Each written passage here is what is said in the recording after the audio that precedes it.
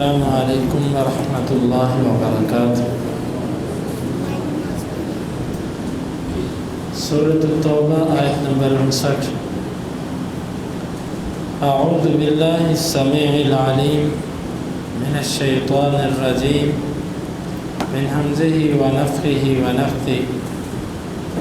ولو اور اگر انہم یقیناً وہ رضوا راضی ہو جاتے ما اس پہ آتاہم جو دیا ان کو اللہ نے ورسولہ اور اس کے رسول نے، وقالوا اور وہ کہتے حسبنا کافی ہے ہمیں اللہ سیؤتینا ان قریب ہمیں دے گا اللہ من فضلہ اپنے فضل سے، ورسولہ اور اس کا رسول، انا بے شک ہم الی کی طرف اللہ کے راغبون رغبت کرنے والے ہیں۔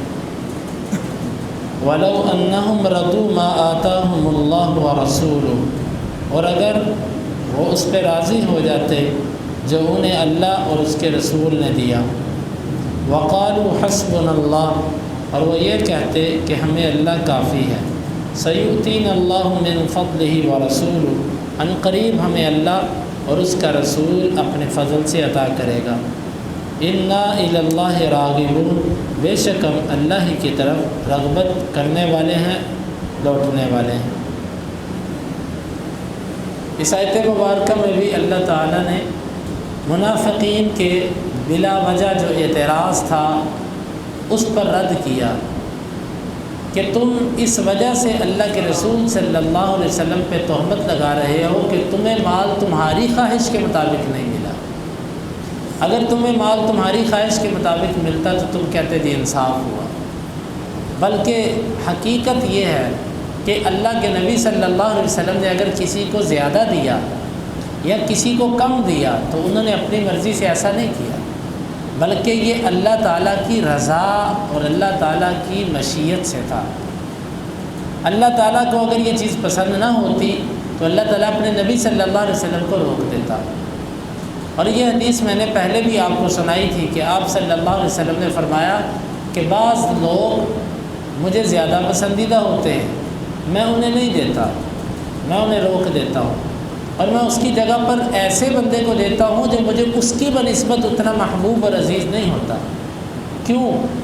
اس لیے کہ تالیف قلبی، دل جوڑنے کے لیے، کہ کوئی مال کی وجہ سے بدگمانی کے اندر مبتلا نہ ہو جائے۔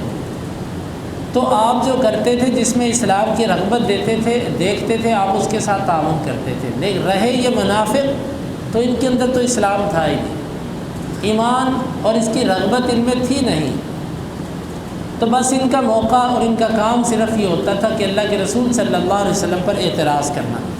فرمایا کہ ان کو جتنا بھی ملا یا نہیں ملا، اگر یہ کہتے نا حسبنا اللہ ہمیں اللہ کافی ہے، کوئی بات نہیں، اس دفعہ اگر ہمیں نہیں ملا تو نہ صحیح، ہمیں اللہ کافی ہے۔ اللہ اکبر، یہ کلمہ اتنا بڑا ہے کہ یقین مانے کہ یہ کلمہ جس کو سمجھ آ جائے اس کے لیے پھر دنیا اور دنیا کا مال کچھ حیثیت نہیں رکھتا۔ ابو بکر صدیق رضی اللہ عنہ جب اپنے گھر کا سامان اٹھا لائے نا تو اللہ کے رسول صلی اللہ علیہ وسلم نے پوچھا تھا کہ تم کیا چھوڑ کے آئے ہو اپنے گھر؟ فرمایا کہ اللہ اور اس کے رسول کی محبت۔ ابراہیم علیہ السلام کو جس وقت آگ میں پھینکا گیا تو اس وقت انہوں نے کون سا کلمہ بولا تھا؟ حسبنا اللہ، ہمیں اللہ کافی ہے۔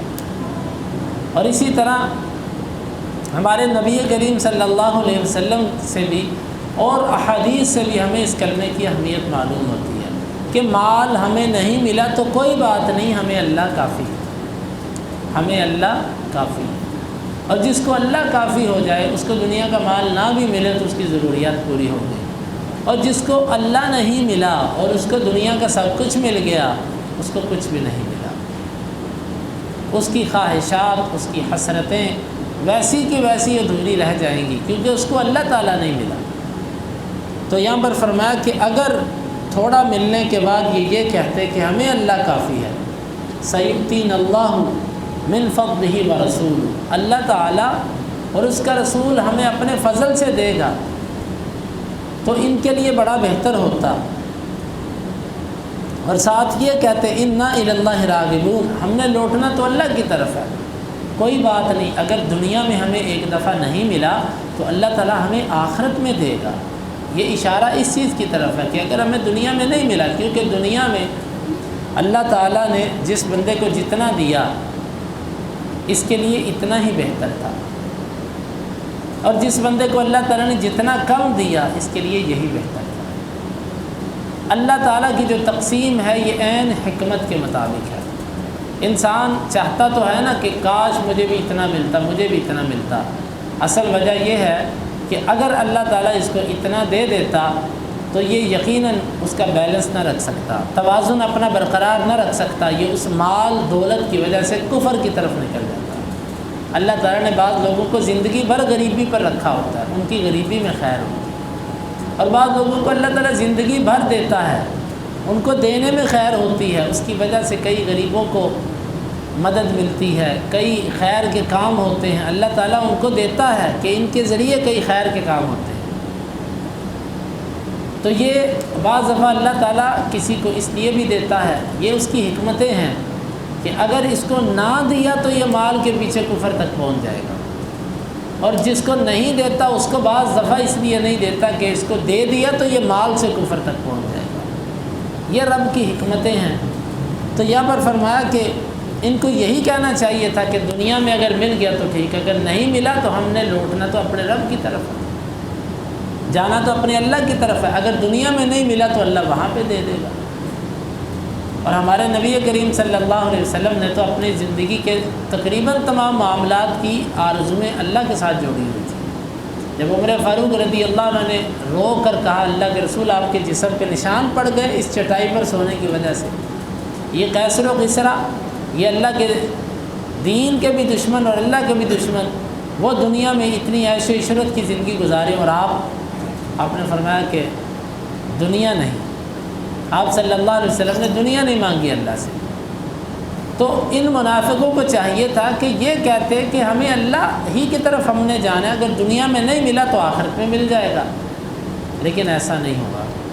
تو اس لیے ان منافقین کو مال بھی نہ ملا، اور اللہ اور اس کے رسول کی محبت بھی نہ ملی، اور آخرت میں بھی ان کے لیے مال اور کچھ نہیں سوائے عذاب کے۔ یہ ہے اس آیت مبارکہ کی تفسیر۔ خلاصہ اس کا وہی نکلا کہ انسان کو خود غرضی کی زندگی نہیں گزارنی چاہیے۔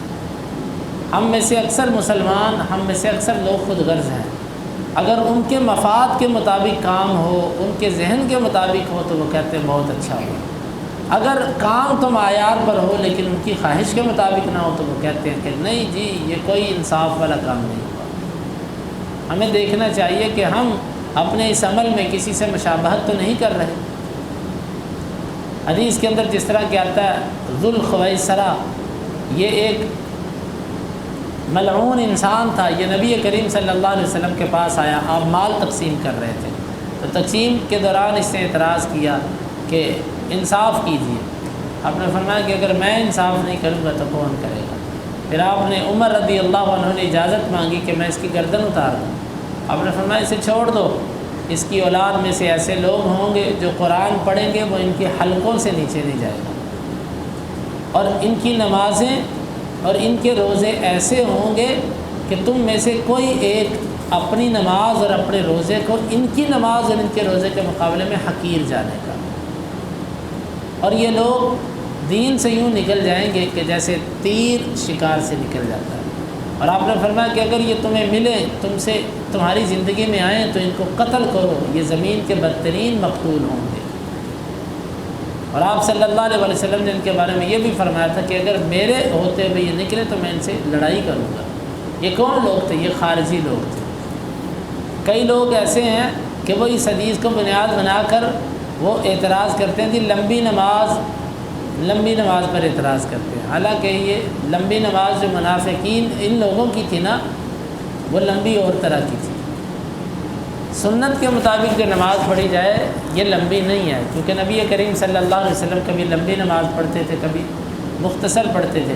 اور ان خارجیوں کے بارے میں جو آتا ہے نا، یہ پوری پوری صورتیں، سورہ بقرہ، آل عمران، اس طرح کی صورتیں ایک ایک نماز میں پڑھ دیا کرتے تھے۔ یہ وہ نماز ہے، اور اتنی لمبی نماز، اتنی لمبی نماز، لیکن اس کے اندر روح ہی کچھ نہیں، اس کے اندر اللہ کے ساتھ تعلق ہی کچھ نہیں۔